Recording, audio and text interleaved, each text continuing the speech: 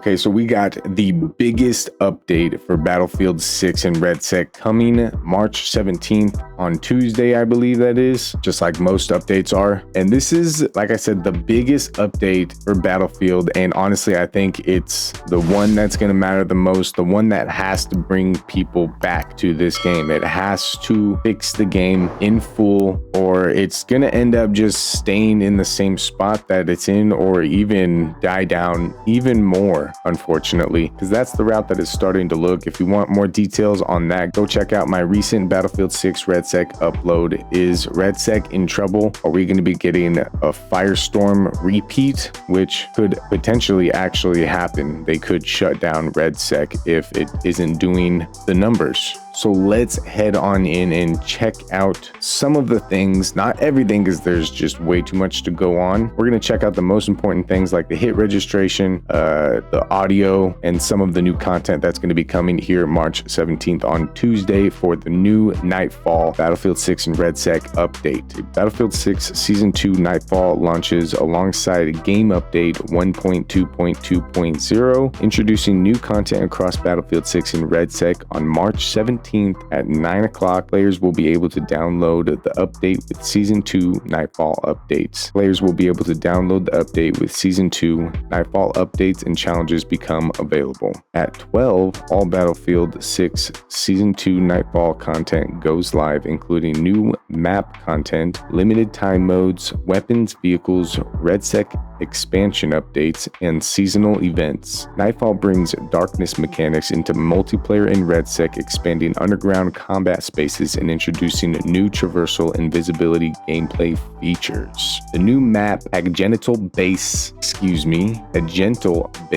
if that's even how you pronounce it, plunge beneath the surface and prepare for gripping underground close quarters combat. Blast through walls or cave in ceilings to flank and ambush enemies lurking in the tunnels. Agenital Base leans heavily on infantry-based squad tactics. Think about ambushes in the corridors and playing to each class's strengths as you take control of this newly discovered base. New limited time modes. Nightfall brings in a new playlist where squads can compete in a mix of new deathmatch and squad deathmatch and domination matches on Agenital Base. All matches will take place with the Nightfall's darkness modifier active, where it cuts most of the Agenital Base's lights out. Your survival during Nightfall depends on your ability to see through the dark through night vision goggles and using the environment to your benefit. Okay, Gauntlet Nightfall. Set within Agenital Base, this version of Gauntlet emphasizes darkness mechanics and elimination style progression. Squads compete across intense underground rounds where flashlights and night vision goggles are essential to maintain control and advancing through the ranks. Okay, so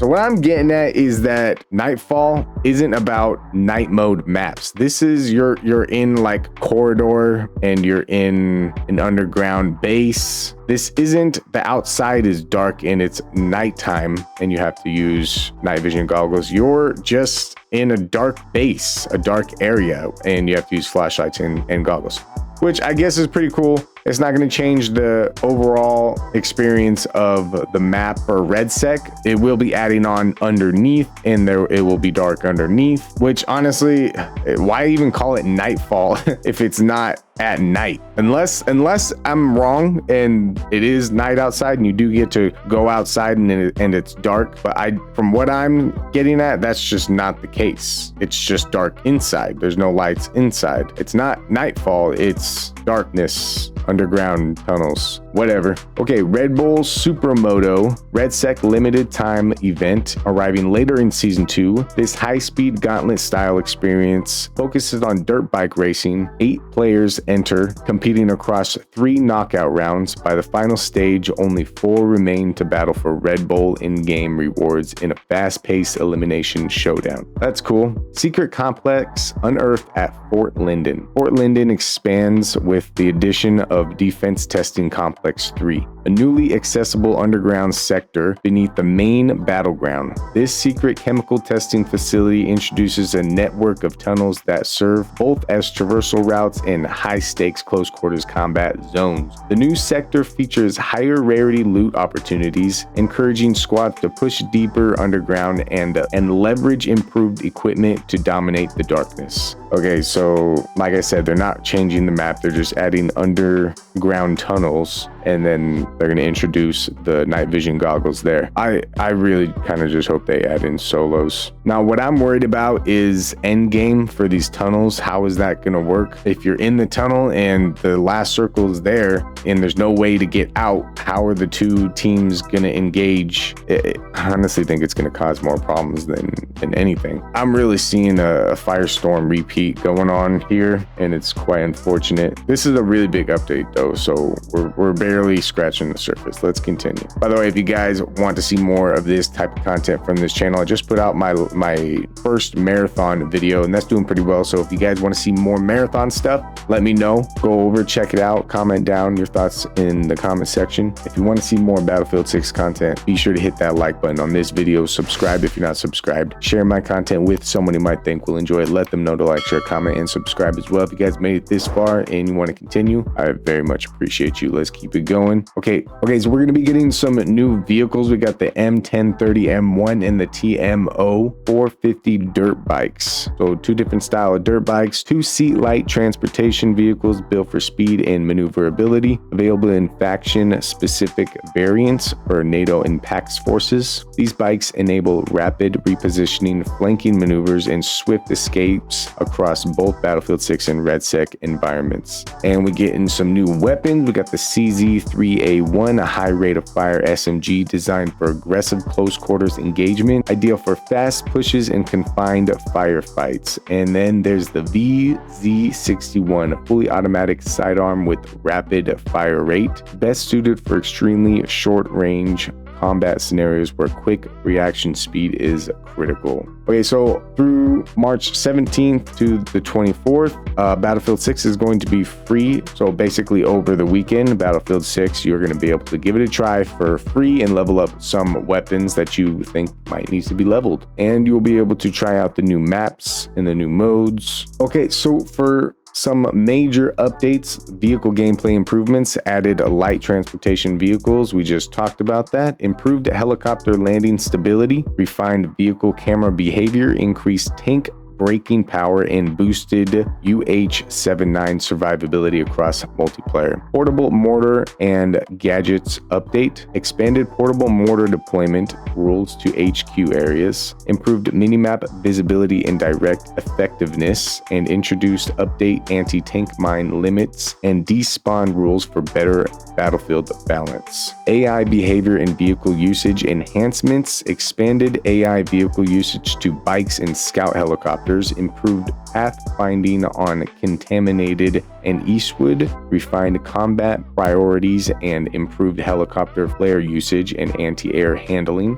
Maps and mode fixes addressed multiple exploits, spawn logic issues, and traversal bugs and invalid state problems across multiple maps. Progression and battle pass reliability delivered a broad progression consistency pass correcting battle pass tiers, token calculations, end of round rewards, accolade tracking, challenge criteria discrepancies, and stat inconsistencies. UI and HUD front end improvements, improved threat prioritization and ping feedback, downstate clarity, profile navigation, loadout presentation, and resolved numerous visual inconsistencies across battle pass challenges and menus. And for audio and squad expansion, introduces the 6’s Raiders squad with 4 unique voice performances, improved foot clarity and spatializations, refined vehicle and jet mix balance, and added new stereo with customization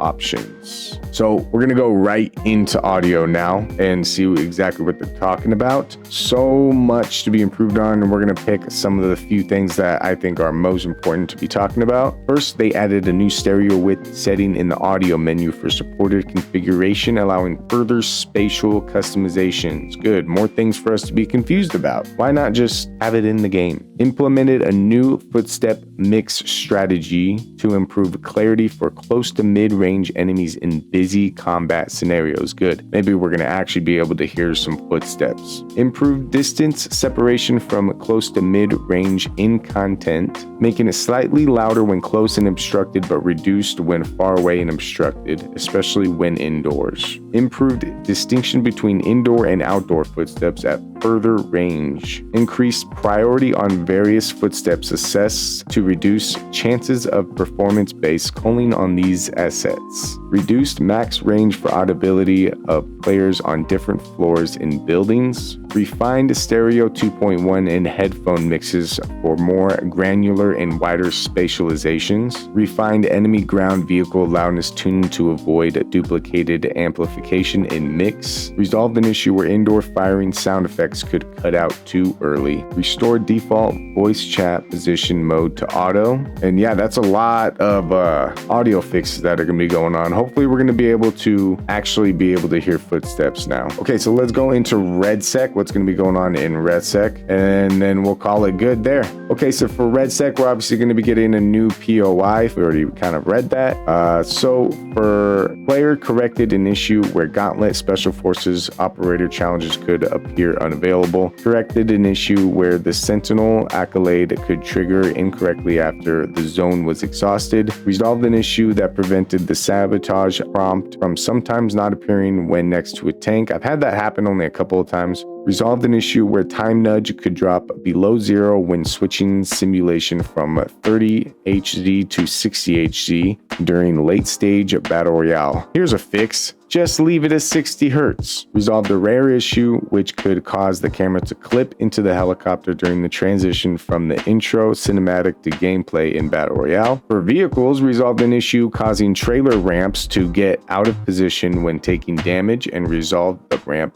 clipping through destroyed vehicles. Resolved an issue where attachments gained from previously used weapon upgrade kits would be removed on the next upgrade tier in Battle Royale. Resolved an issue where loot cards would not update when looking at two of the same weapon with different upgrade paths in Battle Royale. Resolved an issue which caused an inactive weapon to not receive the intended magazine capacity change when upgrading through the inventory in Battle Royale. Resolved an issue causing LMG magazines to stick through safe doors when on the map in Battle Royale. Okay, for gadgets, resolved an issue where enemies were not pinged correctly while operating the recon drone. I feel like that has been getting a lot better. Removed obsolete cycle gadget binding from the keybind list. Resolved an issue that caused the deploy beacon gadget to flash no ammo on some occasions in Battle Royale. Resolved an issue that could cause tugs to have indefinite uptime under certain circumstances in Battle Royale. Resolved an issue that incorrectly indicated that the Javelin HUD that it could lock onto a world position. For map, resolved an issue causing intel caches not to have randomized spawns. Resolved an issue where beacons would float above the ground at their initial spawn in Gauntlet. Okay, so for loot, adjusted the airdrop container to prevent loot from clipping through the top of the unopened crates. Lowered airstrike spawns outside of the new POI Defense Testing Complex 3, where the availability will be higher compared to other locations. Previously unopened weapon cache containers will now be unlocked as lootable containers with better loot once missions are disabled in Battle Royale late game situations. That's huge. That means there's going to be a lot more loot to go around, maybe even be able to regain in late game. Resolved an issue causing shotgun and grenade loot spawns in the police van and cargo van to clip through geometry and float. Resolved an issue preventing players from looting the Javelin from the back of the box trucks under certain circumstances. Resolved an issue that caused placed gadgets on top of chests and on landing spots of airdrops. Resolved an issue where anti-vehicle crates would not spawn in Battle Royale. Containers to be destroyed when the container landed or was opened in Battle Royale. Resolved instances of anti-vehicle gear crates not spawning any loot once opened in Battle Royale. Slightly increased the speed at which armory crates and airdrop containers open. Okay, so that's a big W for the whole loot loot situation. Progression, corrected battle royale sticker, reward notification, visibility for super paratrooper. Weekly open loot containers in battle royale challenge now tracks safes correctly. And for UI in HUD, corrected an issue where the complete matches in any mode challenge was incorrectly tagged as gauntlet challenge. Resolved an issue which prevented players from pinging items inside open loot containers. Resolved an issue which could cause the artillery strike notification to appear red when teammates used it. Yep, that was a big problem. I remember it used to be green. Resolved an issue where the UI of the decryption mission persisted after the beacon was destroyed by the ring, failing the mission in Battle Royale. Resolved an issue where the mini-map icon could break in Battle Royale. Resolved an issue where the mission HUD sometimes would show synthesis mission objectives when no missions were available. Okay, lastly, for audio, adjusted sabotage audio to be in line with the UI. Improved audio mix when in proximity to the ring. Improved audio mix when in proximity to the ring in Battle Royale. Resolved an issue where no sound effects would play when downloading and picking up data drives in Battle Royale. Resolved an issue where the menu arrival sound could be heard when opening the commo rows in Battle Royale. Slightly lowered the gauntlet qualifier widget UI sound effects. And lastly, spot ping has been updated to a more easily recognizable sound, and squad ping has been slightly increased in volume. Okay, so a lot of good signs and a lot of good things coming from this update, but will it be enough to bring you back to playing Battlefield 6 and REDSEC? Are you still playing? Let me know what games you are interested in right now. And if you made it this far, I greatly appreciate your time. Be sure to hit that like button. It helps my videos make it to other people's screens. Subscribe if you're not subscribed. Share my content with someone you might think will enjoy it. Let them know to like, share, comment, and subscribe as well. And let me know your guys' thoughts on all of REDSEC and Battlefield 6. Let me know your thoughts on it. Hope you guys enjoyed the video. Hope you guys have a good day, good night, and a good morning wherever you're at, and I'll see you in the next one.